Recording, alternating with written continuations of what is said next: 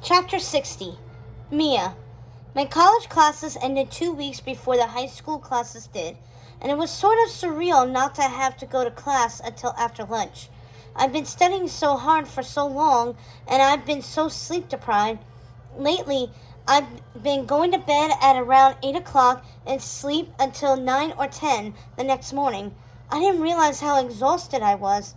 Well, maybe I did realize it, but there was just no time for sleep.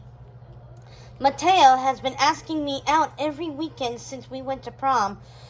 I've only been going out with him on either Friday or Saturday nights, but not both. Since things were sort of winding down a little bit at both schools, I've gotten in a couple of babysitting jobs in my neighborhood on weekends. I need to make some money before my 2 summer jobs start. But another reason I've been babysitting is that I don't want to go out with Mateo so much and need to have a ready excuse. I do like him. He is a good and kind person. He certainly is intelligent, and he is very good looking and has plans for the future. He wants to major in business and go into one of those fields where you help people manage their money. That's a high-paying job, as everyone knows, and he would be really good at that sort of thing.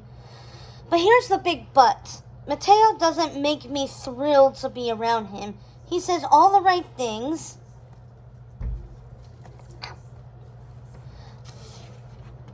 does all the right things, but he doesn't wow me.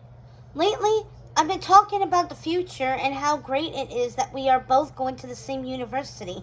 I know I have a full scholarship for college. I still need to be earning and saving money, but that knot in my stomach, that fear of never having enough money, won't be so bad anymore. I'll have 4 years to save money for graduate school, because in graduate school, everybody will be really smart, and there will be a lot more competition for financial aid. I could see myself still dating Mateo at the university, but would I be settling for him? Sort of as the default guy? Honestly, with as hard as I'm going to have to work to become a pediatrician, I probably will be one of those people who don't get married until she's 30. And when she's 37, she's worried that she hasn't had time to start having kids yet. I really want to be a mother. I've got a great mother, and I definitely could use her as a role model.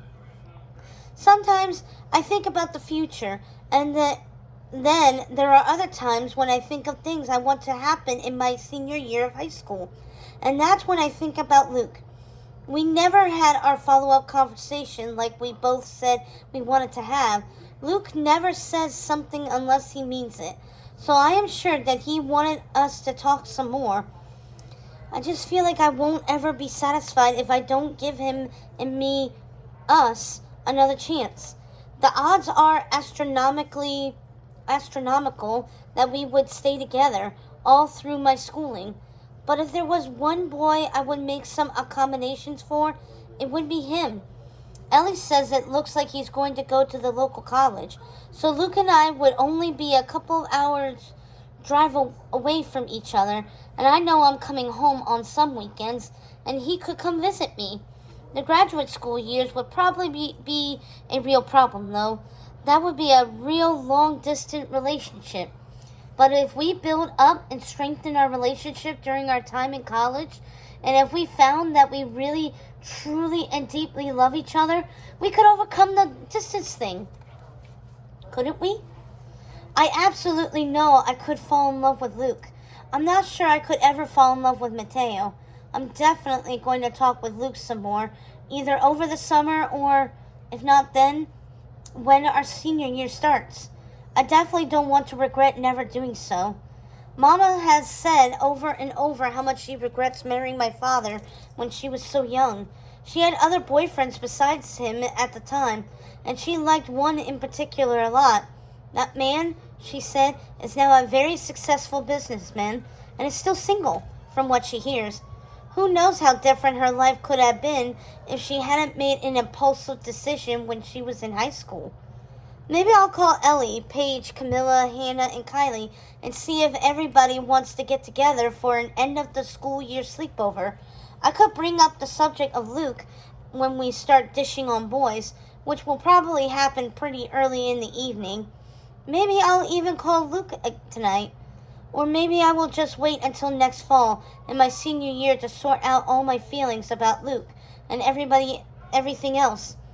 I guess all of us will have to make some life-changing decisions then about a lot of things. And that is the end of the 8th grade year of the 8th grade. Wow. 11th grade year. Thank you so much for joining me on our journey with our 4 friends, Luke, Ellie, Marcus, and Mia. I have to say, I really did enjoy the complete change in Marcus. Like, he went from a spoiled, self-centered freshman to a young, intelligent junior, and now a senior, actually. And Ellie, props for Ellie.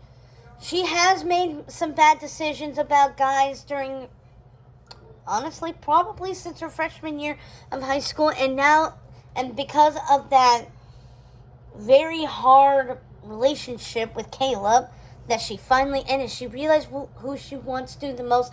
And if I'm being honest, I really hope she gets together with Luke, because they could actually be a really good pair to each other. They could balance each other out. And Luke, oh my gosh, he has grown up so much since his freshman year. And Mia, girl, she better. It's a lot to be a pediatrician, I can tell you that. I've heard about it so many times. I've watched Grey's Anatomy. I know it's a TV show, but I think it's pretty similar. But anyway, last year, 12th grade is coming right up. What will our 4 friends be doing next? Join me next time as we join our 4 friends on their 4th and final year of high school. Till next time, bye-bye.